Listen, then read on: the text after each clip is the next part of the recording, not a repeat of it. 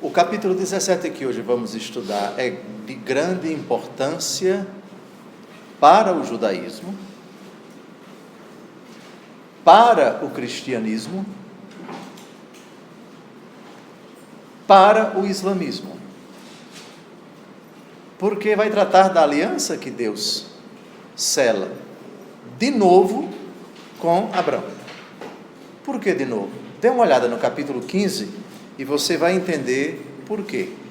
Aquela primitiva aliança que o Senhor Deus celebra com Abraão, só que com animais, toma uma novilha de 3 anos, uma cabra de 3 anos, um cordeiro de 3 anos, uma rola e um pombinho. Esses animais são divididos pelo meio, colocando suas metades uma defronte da outra, mas sem cortar as aves. Aquele sacrifício, Abraão tem um sono profundo, um profundo cansaço, entardece, vem as aves, Abraão expulsa, afugenta as aves, depois vem o Senhor e consome todos esses animais. Abraão quer logo a descendência, o Senhor Deus promete que sua descendência vai ser tão numerosa como as estrelas do céu. E no capítulo 17, uma outra aliança, uma segunda aliança, não é uma segunda aliança, é um outro relato do mesmo fato, narrado no capítulo 15. Lembrem-se da teoria da coxa de retalhos. O livro do Gênesis, como todo o Pentateuco, é fruto de uma conjunção de 4 fontes. Todo o capítulo 17 que vamos analisar agora é da fonte sacerdotal, a fonte mais recente das 4 que são javista, eloísta, deuteronomista e sacerdotal. E não podia ser diferente, porque o livro do Levítico, que é sacerdotal, vai falar dessa instituição eterna, perpétua, segundo as palavras do Senhor Deus no capítulo 17. Até aos dias de hoje, os judeus circuncidam as suas crianças, os seus bebês, homens, com 8 dias de nascidos. O próprio nosso Senhor Jesus Cristo se submeteu a isto. É um capítulo importante. Os muçulmanos não fazem a circuncisão, mas nós temos antes da circuncisão a aliança. Vejam o título do capítulo 17, aliança e circuncisão. Para os cristãos, é importante esse capítulo pela teologia do apóstolo Paulo a respeito da circuncisão ou da incircuncisão. Lembrem-se que por ocasião de Pentecostes, depois de Pentecostes, pregadores oriundos do judaísmo passaram a pregar no seio da comunidade: se vocês não obedecerem à lei de Moisés, vocês não podem se salvar. E dentre os preceitos da lei de Moisés, não somente a observância do sábado, mas também a circuncisão. São Paulo vai protestar incisivamente veementemente contra esta doutrina. O famoso texto de Gálatas, capítulo 6, versículo 6, nem a circuncisão justifica, nem a incircuncisão justifica, mas a fé que age pela caridade. Muito bem. Então, dito isso, já entramos no capítulo 17. Abraão tinha 99 anos. Por favor, aqui estamos num segundo relato do que já foi narrado no capítulo 15. 99 anos. Já sabemos a teologia das idades das personagens bíblicas, que logo no começo os descendentes imediatos de Adão viviam muitos anos. Naquela genealogia nós temos Matusalém, que se destaca com 970 anos. Com o passar do tempo e depois da multiplicação dos pecados, multiplicação esta que acabou causando o arrependimento de Deus e o dilúvio, e depois do dilúvio, a multiplicação novamente dos pecados da humanidade, o episódio da Torre de Babel, a média de vida das pessoas vai decaindo até chegarmos aos patriarcas. E lembrem-se do Salmo 89, 70 anos é a média de vida de uma pessoa. Os mais fortes talvez cheguem aos 80, a maior parte, porém, é ilusão, é sofrimento. Mas o Salmo 89 é bem mais para frente, por favor. O Senhor apareceu-lhe e disse-lhe: eu sou o Todo-Poderoso. Algumas versões, como a Bíblia de Jerusalém, colocam El Shaddai. El é Deus. Shaddai, discute-se qual a tradução ideal para essa expressão.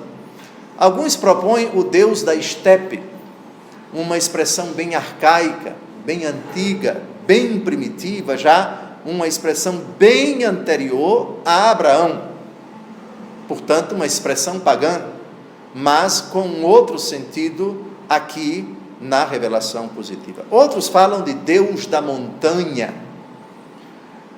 Parece, dizem alguns exegetas, então, que a tradução da Bíblia de Jerusalém, o Deus Todo-Poderoso, não seria uma tradução exata. Mas é preciso traduzir a expressão Shaddai, ou El Shaddai, o Senhor das estepes, o Senhor das montanhas, o Senhor dos vales, o Senhor das campinas, o Senhor dos picos, enfim, não vamos entrar nessa discussão. Anda em minha presença e ser íntegro. Andar na presença de significa ser fiel a. Noé andou na presença do Senhor. O próprio Abraão, toda a sua vida é uma vida de andar, agir, pensar, falar, existir segundo a vontade de Deus. Andar na presença de. Muito bem. E ser íntegro. A integridade, aqui evidentemente que se trata de uma integridade moral, de retidão de inteligência, de retidão de intenção, aquilo que o Salmo 14 e o Salmo 23 e também o 53, Senhor, quem entrará no santuário? Aquele que tem as mãos puras, aquele que tem um coração reto, aquele que não se assenta com os pecadores, diz o salmista do Salmo 1. Muito bem, então é retidão moral. Quero fazer aliança contigo e multiplicarei ao infinito a tua descendência. Veja que vamos dar uma olhada agora, por favor, no versículo 5 do capítulo 15. No versículo 5 do capítulo 15. Então a palavra do Senhor foi-lhe dirigida nestes termos: não é que ele será o teu herdeiro, mas aquele que vai sair de tuas entranhas. E acrescenta o versículo 5, e conduzindo-o para fora, disse-lhe: levanta os olhos para os céus e conta as estrelas, se és capaz. Pois bem, ajuntou ele, assim será a tua descendência. A promessa é a mesma do versículo 2 do capítulo 17. Quero fazer aliança contigo e multiplicarei ao infinito a tua descendência. Toda aliança supõe compromissos dos dois lados, ou de todos os lados envolvidos. Como é que Abraão vai assumir a sua parte dessa aliança? Toda aliança é um pacto. E aqui nós temos um pacto bilateral. Deus toma a iniciativa, não é Abraão, não é Abrão, o nome dele vai ser mudado daqui a pouco. Não é Abrão que toma a iniciativa. Deus prometerá algo e competirá ao futuro Abraão realizar algo. Vamos ver do que se trata. Abrão prostrou-se com o rosto por terra. Aqui é um ato de adoração bem primitivo, nós sabemos. O gesto que mais parece esse versículo, que mais faz lembrar esse versículo, é de fato dobrar os joelhos e colocar a cabeça no chão, em atitude de extrema humildade, como os muçulmanos fazem hoje. Mas eu quero lembrar a vocês, como sempre fizeram, mas também há judeus que também fazem isto, e há cristãos também que fazem isto. Por favor, aquele gesto não é exclusivo dos muçulmanos. Qualquer católico romano, diante do Santíssimo, ou em casa, ou onde ele bem entender, se julgar que também deve se prostrar dessa maneira diante de Deus, nenhum problema, não está proibido. Existem vários tipos de inclinar-se, de dobrar-se, de ajoelhar-se diante de Deus. Prostrou-se com o rosto por terra. Rosto por terra é, portanto, colocar ou a testa ou a própria cabeça, a parte de cima do corpo, no chão. Deus disse-lhe: este é o pacto que faço contigo. Serás o pai de uma multidão de povos. Aliança é pacto, pacto é compromisso, portanto, Antigo Testamento, antiga aliança, antigo pacto, antigo compromisso, tudo sinônimo. Nova aliança, novo compromisso, novo pacto, Novo Testamento, também é sinônimo. Claro? Muito bem. Claro, testamento no Ocidente, para nós brasileiros, evoca um documento que você protocola no cartório para que tenha validade por ocasião da sua morte. Mas é uma expressão até tirada da Bíblia.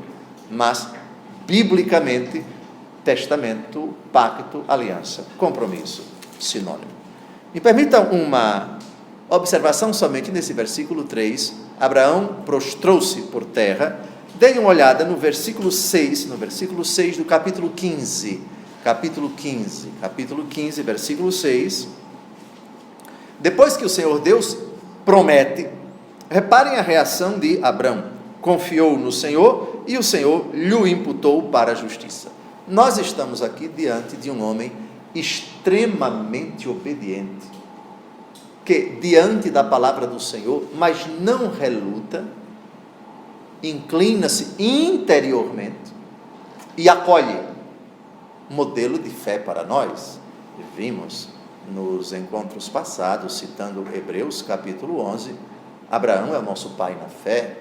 Abraão acreditou, diz explicitamente a carta aos Hebreus, citando o versículo 6 de Gênesis 15, ele acreditou, ele confiou, e isto lhe foi imputado em conta de justiça. O que é dito então em Gênesis 15, 6, é dito aqui de outra forma. Prostrou-se por terra, numa atitude: tu falaste, Senhor, eu acolho, prontamente te adoro, não discuto, abraço, estou inteiramente disponível, sempre. Um homem magnífico, de uma fé modelar. Uma fé modelar. É aquilo que a carta aos Hebreus, capítulo 11, diz, sem tirar nem pôr. Acreditou e isto lhe foi imputado em conta de justiça. Versículo 5. De agora em diante, não te chamarás mais Abrão, e sim Abraão. A etimologia da palavra Abraão já está aqui no versículo 5. Por quê? Farei de ti o pai de uma multidão de povos. No hebraico, Ab-Ramon, pai de multidão, ou pai de uma multidão. Então ele tem o seu nome mudado. Esse dispositivo, na Bíblia, acontece com pouquíssimas personagens. No livro do Gênesis, 2 personagens, Abrão e Sarai. Sarai vai ter o seu nome mudado nesse mesmo capítulo. Temos também o velho Jacó. Na verdade, quando o nome dele foi mudado, ele não era velho, ele era um jovem, um rapaz na flor da idade, lutou com o anjo e teve o seu nome mudado. E Simão, no Novo Testamento, que vai ter o seu nome mudado para Cefas. Bem-aventurado és tu, Simão, filho de Jonas, porque não foi a carne nem o sangue que te revelaram isto, mas o meu Pai que está nos céus. E eu te declaro, tu és Pedro. Mas a mudança não aconteceu aí. A mudança aconteceu no início da vida pública de Jesus, lá no Mar da Galileia. Mas vamos ver logo a primeira pessoa na Bíblia que tem o seu nome mudado. O que significa mudar o nome? O nome significa a essência da pessoa, a vida da pessoa. E embutida na vida inteira está a missão da pessoa. Porque Deus criou alguém e lhe chamou pelo nome. E tal pessoa recebeu o nome, seja diretamente por Deus, seja por meio de uma criatura. Porque o nome tem relação com a missão. Reparem que até agora todas as pessoas que são nomeadas na Bíblia, elas têm o nome. Ismael não recebeu esse nome por acaso. Israel não recebeu esse nome por acaso. Isaac, Jacó, Setura, todas as personagens da Escritura têm um nome, e esse nome geralmente tem relação com a sua missão. A missão de Abraão, reparem que estamos ainda no capítulo 17, Isaac só vai nascer no capítulo 21. O Senhor vai com muita paciência. Primeiro eu vou mudar o seu nome. Você vai ser o pai de uma multidão. Mas Sara não vai ficar grávida agora não. Aliás, o anúncio vai acontecer no capítulo 18, de que ela vai ficar grávida. Vai haver riso, vai haver deboche de Abraão, deboche de Sara, e o nascimento da criança somente no capítulo 21. Muito bem, vamos voltar então à questão da mudança de nome. Abraão, a primeira pessoa que tem o seu nome mudado. Vamos agora ao capítulo 17, versículo 15. Mudou o nome, mudou a missão. Não é que mudou a missão. Deus, que já tinha uma missão definida para Abraão desde o ab eterno, dá a conhecer a Abraão agora que a missão dele estará evidenciada, sobretudo, no novo nome. No novo nome.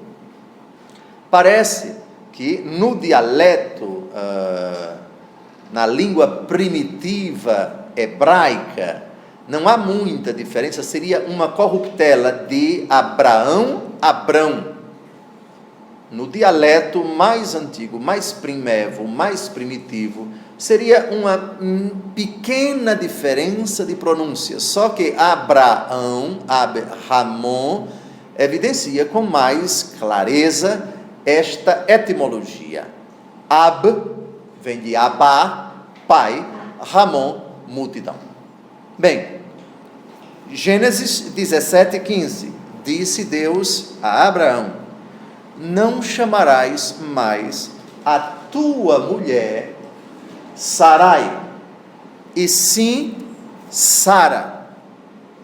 A explicação está logo aí, no versículo 16. Eu a abençoarei, e dela te darei um filho.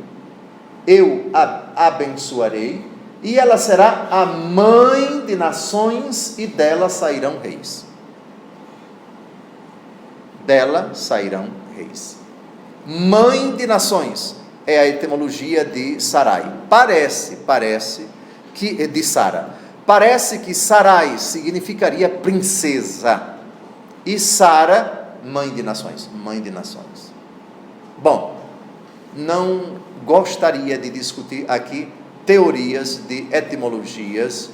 Ficarei muito feliz quando um dia a providência colocar diante de mim um competente e aprofundado dicionário etimológico do hebraico, coisa que até agora eu não encontrei. Mas já tive algumas almas generosas que me deram alguma coisa nesse sentido.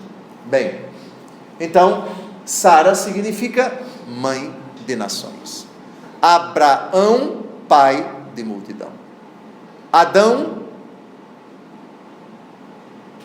aquele que veio do barro, aquele que veio do pó da terra, ou aquele que veio da terra, e Eva, mãe dos viventes.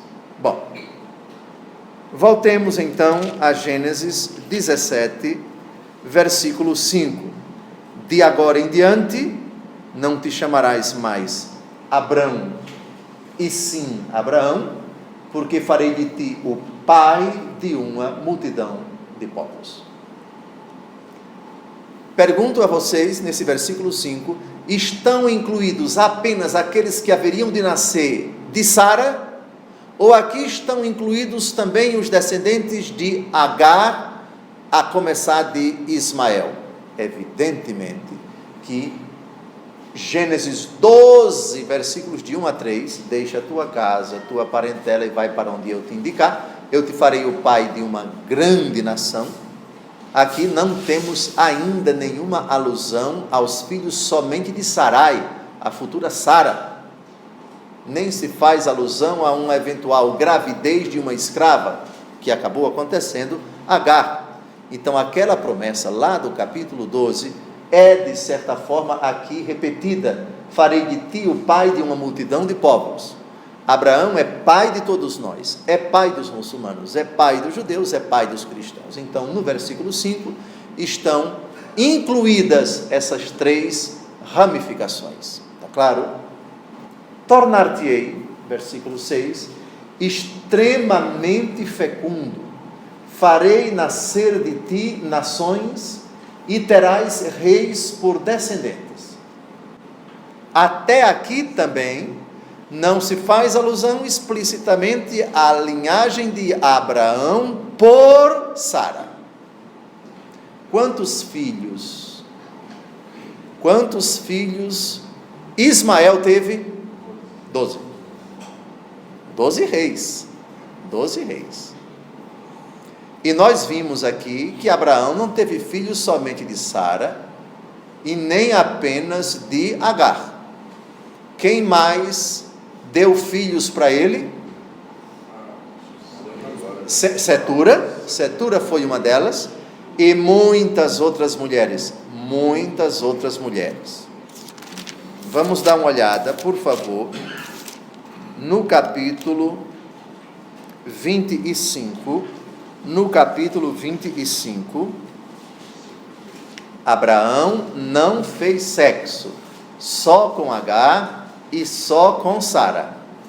Fez sexo com muitas mulheres, tantas que talvez nem saibamos ao certo, por causa desses versículos que vamos ler, o começo do capítulo 25.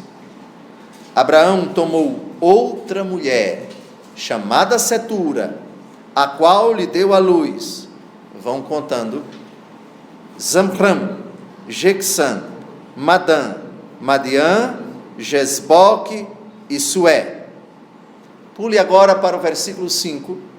Abraão deu todos os seus bens a Isaque, quanto aos filhos de suas concubinas, só lhes deu presentes, e despediu-os ainda vivo, mandando-os para longe de seu filho Isaque, para a terra do Oriente.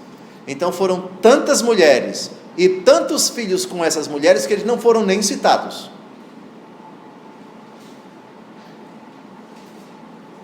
Está claro? Então todos esses filhos, e aqui está o mistério, o Oriente Médio, o Oriente Próximo, a Ásia, enfim, aquela região. Por favor, Wellington, vamos dar uma olhada, o mapa que mostre toda a amplidão.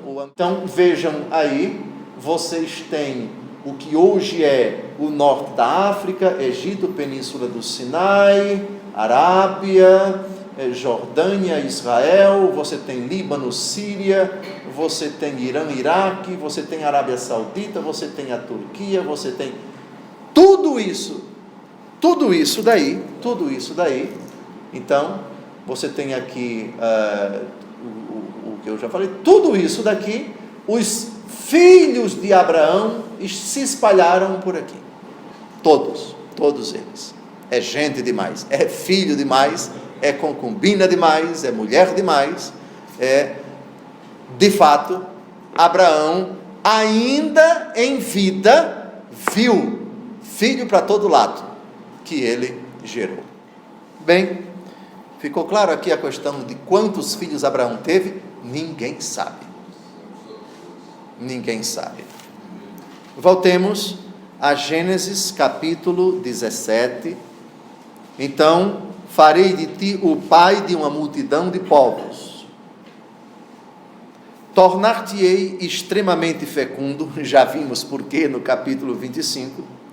Farei nascer de ti nações e terás reis por descendentes.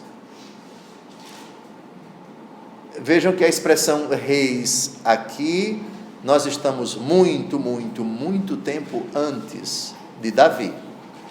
A expressão aqui não tem o significado, digamos assim, técnico, o significado preciso que assumiu no tempo da realeza em Israel, a começar de Saul, que foi o primeiro rei, depois Davi, etc. Antes havia juízes, antes dos reis, né? Os juízes. E antes dos juízes, os chefes de tribo, cada tribo. Então, cada tribo tinha o seu chefe, mas por pertencerem a um único povo, eles acharam que para julgar questões das 12 tribos, vamos escolher, Deus vai escolher por nosso intermédio essas figuras carismáticas. Então, a expressão reis não pode ser interpretada apenas no sentido dos reis a partir de Saul, mas eram aqueles que exerciam uma liderança sobre o povo de Israel. Não importa a época, era o líder, o chefe e o governante. Bem, isso no ramo de Sara, porque também no ramo de Ismael nós vamos ter 12 reis, já vimos essa expressão. Bem, faço aliança contigo e com tua posteridade uma aliança eterna, de geração em geração, para que eu seja o teu Deus e o Deus de tua posteridade. Peço a todos que sublinhem, ou se é versão eletrônica, que destaquem essa afirmação. A palavra aqui mais importante é aliança eterna. Essa expressão futuramente iria ser utilizada por nosso Senhor Jesus Cristo com o cálice do seu sangue na mão. Este é o cálice do meu sangue, o sangue da nova e eterna aliança. A aliança eterna que o Senhor selaria com o sangue de Cristo no Novo Testamento, aqui está, digamos assim, em gestação. Ela está embutida. É uma aliança que vai ter vários desdobramentos. Em Abraão, uma fase. No Monte Sinai, outra fase. Depois do Monte Sinai, quando o Senhor Deus vai entregar as tábuas da lei para Moisés, a nova e eterna aliança começará a se manifestar na pregação dos profetas. Os profetas Isaías, Jeremias, Ezequiel, sobretudo Ezequiel, vai falar de uma nova e eterna aliança, onde o Senhor Deus iria tirar o coração de pedra e iria colocar o coração de carne. Então, é a promessa do envio do Espírito Santo, é a promessa do Messias. O Messias em quem habitaria o Espírito do Senhor. Lembram da profecia de Isaías capítulo 61? Que Jesus leu na sinagoga de Nazaré, o Espírito do Senhor repousa sobre mim, etc, etc. Pois bem, então, essa expressão, ela aqui, Deus só sela uma aliança eterna com a humanidade em Abraão. Faço contigo e com tua posteridade uma aliança eterna, de geração em geração. Essa aliança eterna, que é dita a uma criatura aqui, vai se desdobrar ao longo da história da salvação, até se evidenciar no sangue de Cristo derramado na cruz. Está claro? Está claro? Então, é uma aliança só, por etapas. Aqui é a etapa mais rudimentar. É um homem só, ainda nem filho teve. Mas o Senhor Deus nele promete, mas veja, com você e com sua posteridade. Veja o versículo, por favor. Faço aliança contigo e com tua posteridade. Está claro? Quais as cláusulas da aliança? Eu serei o teu Deus, o Deus de tua posteridade. E qual é a tua parte? Tu simplesmente colaborarás comigo tu me serás dócil. Tua parte é colaborar com o meu gesto criador e gerar filhos. Essa é a cláusula da aliança da parte de Abraão. Eu vou dar descendência para você, vou dar fertilidade a você. Você ainda vivo vai ver muitos filhos, mas é óbvio que a descendência você não verá. E vai ser uma descendência extremamente numerosa. Darei a ti, versículo 8, e a teus descendentes depois de ti, a terra em que moras como peregrino, toda a terra de Canaã, em possessão perpétua, e serei o teu Deus. Então, a ti e a teus descendentes depois de ti. A ele como peregrino. Ele está ali como peregrino, não é dono da terra. Ele está em Hebrom, no carvalho de Mambré.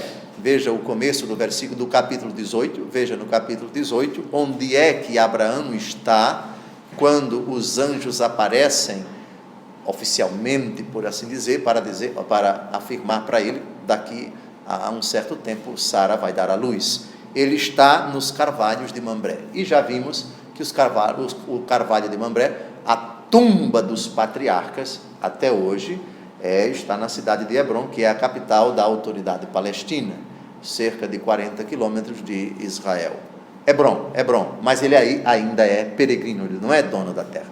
Muito bem, não se apossou da terra. Por favor, Wellington, coloque o mapa para a gente ver. Vejam, a terra de Canaã, toda a terra de Canaã em possessão perpétua. Vamos dar uma olhada. Pronto, é isto daqui. Vejam, não confundam o que hoje é Israel, que é apenas um pedacinho de terra aqui, olha aqui, Tiro e Sidom, aqui já são o que hoje é Líbano. Então nós temos aqui este pedacinho de terra que vem até aqui, é o Israel de hoje. Mas a terra prometida, como Deus promete a Abraão, vinha desde a península do Sinai até Damasco, que hoje é a capital da Síria. Então é uma terra muito maior do que hoje nós entendemos por Israel. É essa faixa de terra aqui, isso daqui. Muito bem. Versículo 9, Deus disse ainda a Abraão: Tu, porém, guardarás a minha aliança, tu e tua posteridade nas gerações futuras. Nós já sabemos essa expressão bem antiga, que é guardar a aliança, não é guardar como nós guardamos alguma coisa no cofre ou na gaveta, ou em algum lugar seguro ou escondido. Guardar é sinônimo de observar. É um verbo que, inclusive, é aplicado para Nossa Senhora. Por favor, vamos ao Evangelho segundo Lucas. Evangelho segundo Lucas, no capítulo 2, versículo 51. Em seguida, desceu com eles a Nazaré, e lhes era submisso. Sua mãe guardava todas estas coisas no seu coração. É mais do que memorizar, é mais do que não esquecer, é impregnar no coração e fazer disto a própria vida, traduzir isto na própria vida. Então, guardar os mandamentos equivale a observar os mandamentos, e observar não é o verbo olhar, é pôr em prática, é praticar, é ser praticante. Voltemos a Gênesis capítulo 17, versículo 9. Aqui está a cláusula da aliança da parte de Abraão, ou seja, eu vou ser o seu Deus, a minha parte da aliança, do pacto que eu faço com você e com sua descendência é esta: eu vou ser o seu Deus, vou abençoá-lo, vou suscitar a posteridade, e você, em contrapartida, vai ser dócil com o ato criador que é meu. Você colabora, gerando os filhos, mas também guardando a minha aliança. Você e sua posteridade nas gerações futuras. Quando o povo entra na terra prometida, liderado por Josué. Abraão ficou no Monte Nebo, não entrou, morreu para lá. Monte Nebo não é terra prometida, mas fica perto, é Jordânia hoje.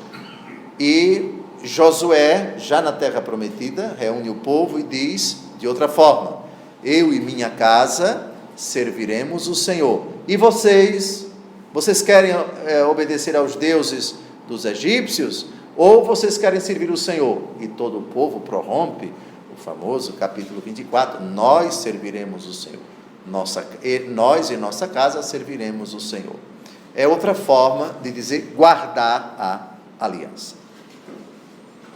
Versículo 10: eis o pacto que faço entre mim e vós, e teus descendentes, e que tereis de guardar. É um acordo. Eu vou ser o Deus de vocês, e vocês, em contrapartida, se obrigam a guardar. A guardar o quê? Mandamentos? Ainda não temos mandamentos, ainda não temos lei. Isso só vai acontecer daqui a 600 anos. Estamos em 1800 antes de Cristo. Só com Moisés, 1200, 1250, mais precisamente 600 anos, é que nós podemos falar de preceitos, de mandamentos, de leis, de ordenamentos, de ordenanças. Aqui não, aqui é a aliança, que é uma expressão muito mais ampla, não é? Muito mais abrangente. Aqui não temos mandamentos, aqui não temos leis, aqui temos Abraão crendo no Senhor, e isso lhe foi imputado em conta de justiça.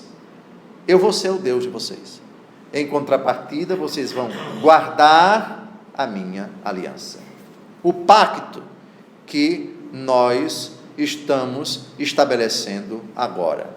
Eu vou ser o Deus de vocês, e vocês vão me ter como o único Deus, guardar minha aliança. Muito bem, então agora vamos à instituição que é, digamos assim, a porta de entrada do judaísmo para os homens até os dias de hoje, e parece que será assim por todo sempre. O judaísmo é hoje, não obstante as suas diferentes ramificações, ele pode ser sintetizado em poucas palavras: Torá, sábado, circuncisão. Torá, sábado e circuncisão. Se é que podemos resumir o judaísmo aglutinando todas as ramificações. Qualquer ramificação do judaísmo hoje tem nessas três palavras algo verdadeiramente indiscutível. Todo homem, no 8º dia do seu nascimento, será circuncidado entre vós nas gerações futuras, tanto o que nascer em casa, como o que comprardes a preço de dinheiro de um estrangeiro qualquer, e que não for da tua raça. Por que não mulher, Dom José? A explicação já foi dada. A mulher não é que ela era desconsiderada, como as crianças não eram desconsideradas, mas o lugar que eles ocupavam na sociedade patriarcal daquele tempo era um lugar secundário. Então o sinal de pertença de uma garota, de uma criança, menina, não é? De uma bebê, de uma criança menina, de uma adolescente, de uma menina moça, de uma mulher prometida em casamento, de uma mulher casada, sem dúvida alguma ela pertencia ao povo de Deus, mas enquanto filha de alguém do sexo masculino, enquanto noiva de alguém do sexo masculino, prometida em casamento, como foi Nossa Senhora, mas ainda morando na casa dos pais, e enquanto esposa de um homem. Essa era a visão patriarcal do tempo de Abraão. Por isso, o sinal de pertença delas já era esse, mas do homem tinha que ser a circuncisão, que consistia em cortar o prepúcio. Como era feito esse corte? Era feito com gilete. Naquele tempo não tinha gilete. Era feito com quê? Com uma faca de pedra, bem afiada. Certamente era uma dor lancinante, dor que nosso Senhor Jesus Cristo sentiu. Êxodo, capítulo 4, versículo 25. Séfora tomou então uma pedra afiada, cortou o prepúcio de seu filho e atirou aos pés de Moisés, dizendo: Tu me és um esposo de sangue. Assim o Senhor o deixou. Séfora havia dito esposo de sangue por causa da circuncisão. Muito bem. Então, era uma pedra afiada. Dom José, mas tinha asepsia, a pedra tinha bactéria, tinha isso, podia causar alguma infecção? Não posso responder, não tenho dados na Escritura para afirmar ou negar isto. O fato é que era feito assim, de forma muito primitiva, de forma muito rudimentar. Vamos, por favor, ao Evangelho segundo Lucas, capítulo 2, versículo 21, a circuncisão de nosso Senhor Jesus Cristo. Completados que foram os 8 dias para ser circuncidado o menino, foi-lhe posto o nome de Jesus, como lhe tinha chamado o anjo, antes de ser concebido no seio materno. Era o costume da época. São Paulo diz, Gálatas 4:4, na plenitude dos tempos, Deus enviou seu Filho, nascido de uma mulher, segundo a lei, para remir os que estavam sob a lei. Nosso Senhor Jesus Cristo se submeteu a toda a lei dos judeus, a começar pela circuncisão. Nosso Senhor Jesus Cristo deve ter chorado muito, acredito, como toda criança judaica, porque deve ser uma dor tremenda. A operação hoje chamada de fimose é o que, no caso dos garotos que têm alguma dificuldade para fazer xixi, digamos assim, a pele que cola na cabeça do pênis, não seria propriamente uma circuncisão, mas lembra alguma coisa, lembra este rito. O rito é bastante simples: abrir a cabecinha, a glande, e cortar o prepúcio.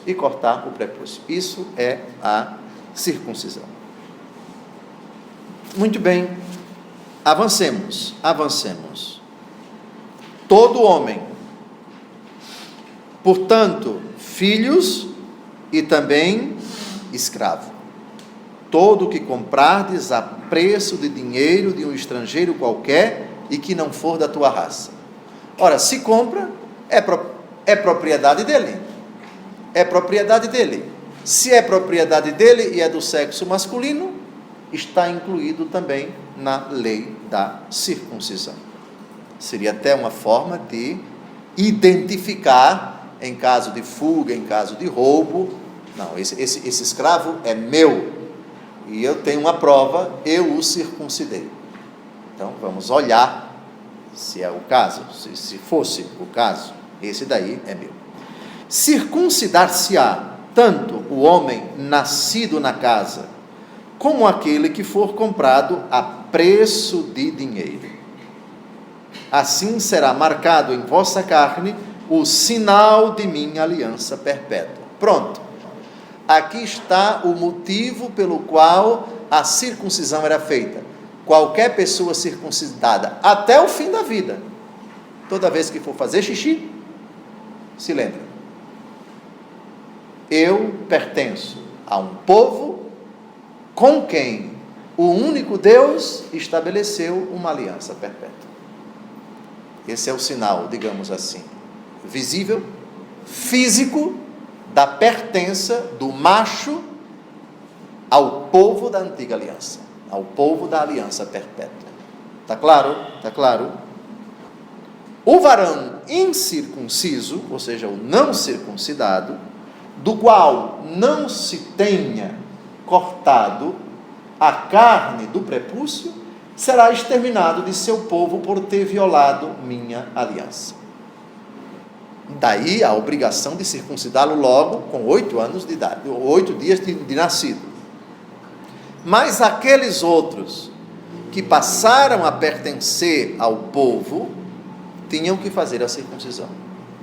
Então imaginemos um pagão, um jebuseu, um eteu, um gergeseu, etc., que quisesse casar com uma judia. Primeiro você se circuncisa, depois você casa com ela. Você não pode, como incircunciso, casar com uma judia. Isso é impensável. Agora, você pode se tornar judeu, até os dias de hoje, né? Como vocês sabem. Se uma pessoa quiser se tornar judeu, homem, tem que se submeter a isso. Aliás, Ismael, filho de Abraão, vai ser circuncidado, se não me engano, com 13 anos de idade. Vamos, por favor,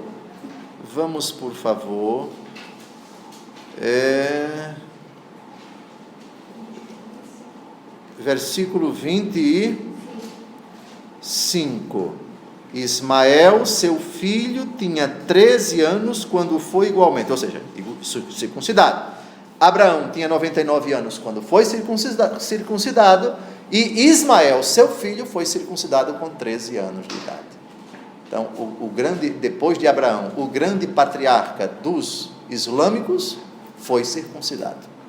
Claro que os muçulmanos não se circuncidam, porque eles não observam essa legislação dos judeus. Isso é uma coisa tipicamente judaica. Mas, porque Ismael é filho de Abraão com Agar, estava sob a tutela de Abraão, Abraão circuncidou todo mundo. Bem, isso no versículo 25. Voltemos um pouco então, O varão incircunciso, do qual não se tenha cortado a carne do prepúcio, será exterminado do seu povo por ter violado minha aliança. E eram muitas as possibilidades de uma pessoa do sexo masculino, ainda não circuncidada, de fazer parte do judaísmo. O que o batismo é para nós, homens e mulheres que entram na igreja à porta dos sacramentos, a circuncisão era e ainda é para os homens no judaísmo, certo? Então, compra-se um escravo, ou uma pessoa quer se casar com uma judia, apresenta-se, faz-se o rito de iniciação do judaísmo, circuncida-se a pessoa, e ela, já circuncidada, depois de ler a Torá, de fazer a profissão de fé judaica, passa a pertencer ao judaísmo. Aos poucos, essa instituição precisou, digamos assim, de um aprimoramento, porque muitas pessoas levavam, como ainda levam a sério no judaísmo, a circuncisão visível, física, externa, e descuidavam, no tempo de Abraão e nos tempos posteriores, do verdadeiro sentido da circuncisão, que aqui no capítulo 17, vem acompanhado com aliança. É circuncisão com aliança, não é somente o rito externo de cortar o prepúcio. Vocês vão ser o meu povo, me obedeçam, guardem a minha aliança. E aí foi nascendo em Israel, foi se consolidando em Israel, a ideia de uma circuncisão do coração, de uma circuncisão espiritual. Isto é, essa circuncisão externa que você ostenta no seu órgão sexual, no seu pênis, se ela não vier acompanhada de uma circuncisão interior, não tem muito sentido. Vamos, por favor, ao livro do Levítico, capítulo 26, versículo 41. E por isso eu também lhes resisti e os levei para a terra de seus inimigos. Se então humilharem o seu coração incircunciso e sofrerem a pena de sua iniquidade, eu me lembrarei de minha aliança, etc, etc. Coração incircunciso. Agora não é apenas pênis, não é apenas o órgão genital. O que é o coração incircunciso? O coração afastado de Deus, o coração que não tem nenhum vínculo com Deus, o coração em quem não habita Deus, o coração que não teme a Deus. Pule agora para Deuteronômio, capítulo 10, versículo 16. Eu pediria que vocês gravassem na versão eletrônica, bote uma cor bem chamativa, uma cor amarela.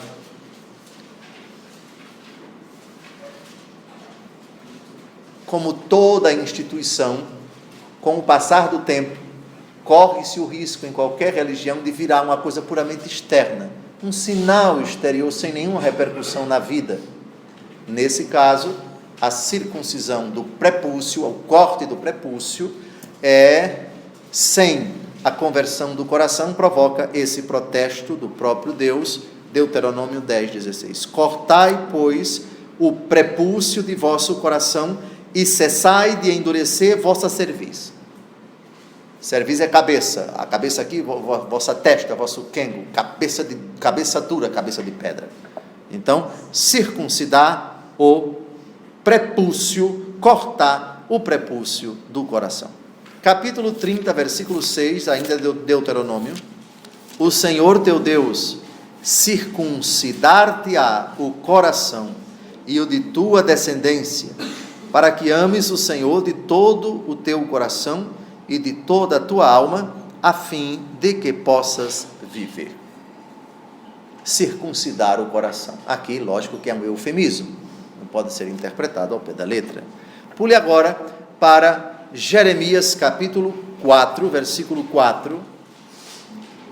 Circuncidai-vos em honra do Senhor, tirai os prepúcios de vossos corações, para que meu furor não se converta em fogo, e não vos consuma sem que ninguém possa extingui-lo, por causa da perversidade de vossos atos. De novo, a ideia da circuncisão do coração.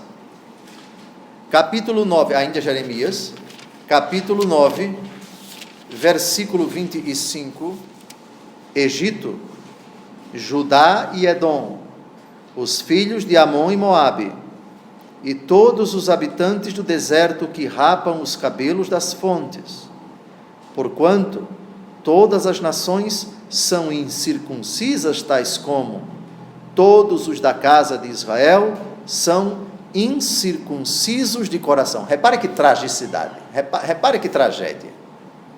Todos os filhos de Israel, ou seja, todos os circuncidados no prepúcio, me são infiéis, me são desobedientes. Que lamento, né? Que dor. Ou seja, o prepúcio cortado perdeu o significado na prática.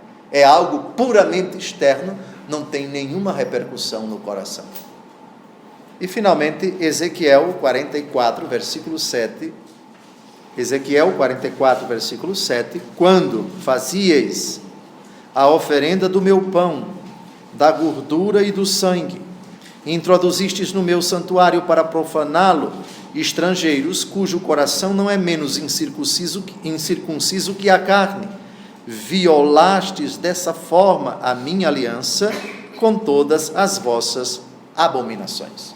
Então, esses versículos foram importantes para a gente ver uma outra instituição análoga, que acaba se tornando mais importante para Deus. Quer dizer, a intenção foi boa, isto é, eu quero a circuncisão, agora por favor guardem a minha aliança. Com o passar do tempo, todo mundo circuncidado, mas o coração longe de Deus. Então, entre os profetas nasce essa ideia da circuncisão do coração. E para concluir, Isaac, se Ismael foi circuncidado com 13 anos de idade, vamos ver Isaac quando ele foi circuncidado. Volte a Gênesis, capítulo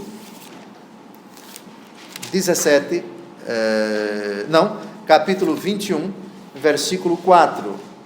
Capítulo 21, versículo 4. E passados 8 dias do seu nascimento, circuncidou como Deus lhe tinha ordenado. Bem, Já estamos a 55 minutos do início, vamos parar por aqui. No próximo sábado, caríssimo telespectador, damos continuidade a esse importantíssimo capítulo 17, com a mudança de nome de Sarai para Sara. Boa noite.